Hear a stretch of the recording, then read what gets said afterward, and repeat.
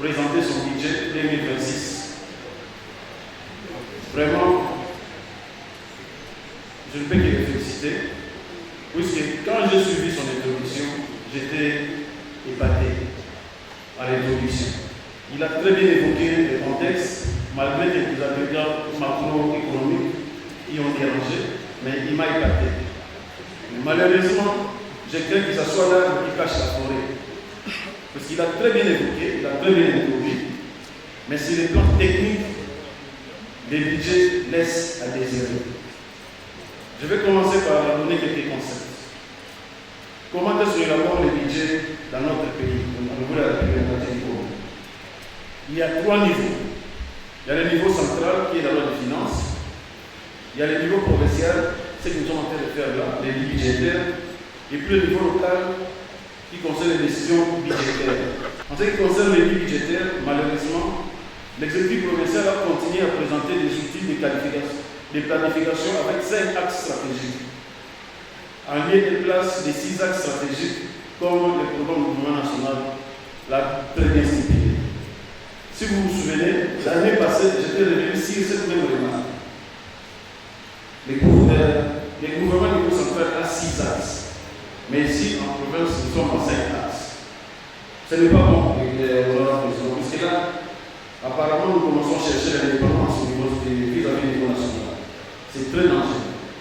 J'avais insisté là-dessus l'année passée, mais la même erreur est revenue. C'est bon. On doit évoluer. Le budget est le résultat de 1. De l'évaluation des ressources disponibles. 2. De la planification des besoins et des projets. 3. De la recherche d'un équilibre financier. Et 4. Le budget est un acte politique et juridique qui autorise les dépenses publiques. Donc ce que nous sommes en train de faire ici n'est pas des radars. Ce n'est pas de la routine. On doit évoluer. Il y a beaucoup de mes prédécesseurs qui sont passés, qui ont touché beaucoup de matières ici. Notamment ce qui concerne l'exécution de certains programmes, de certains projets. Malheureusement, l'exécutif ne suit pas toujours ce que nous avons. Il n'y a pas une semaine, le ministre des budgets était passé pour le budget rectificatif 2025. Il y a eu des incongruités qu'on a soulevées, mais qui reviennent encore dans ce budget 2026.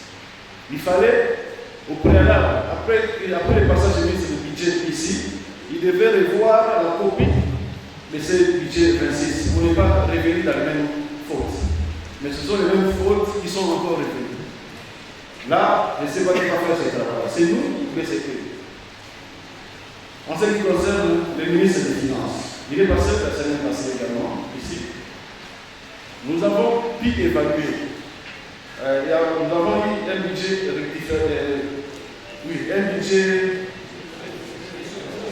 nous avons eu une réduction des comptes ici, 2024. Nous connaissons les assignations. Les budgets étaient je crois, il a fait de 900 milliards, mais c'est revenu à 700 milliards. La même chose avec son taux d'exécution. Déjà, au premier semestre 2026, le taux d'exécution était de 54. Vous comprenez? Donc, par extrapolation, si nous extrapolons le budget de 2025, ne dépassera pas 60%. Mais aujourd'hui, en attendant ce prix, l'exécutif vient avec un budget majoré de 20%. Vous comprenez? Comment est-ce qu'on fait le budget? Nous avons la réduction de comptes qui représente l'an -1. Vous comprenez?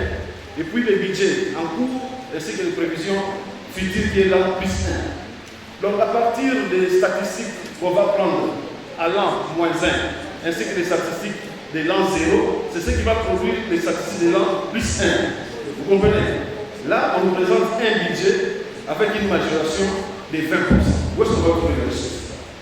Où est-ce que nous allons trouver ces ressources? Ce sont des questions qu'on se pose. Là, c'était pour commencer.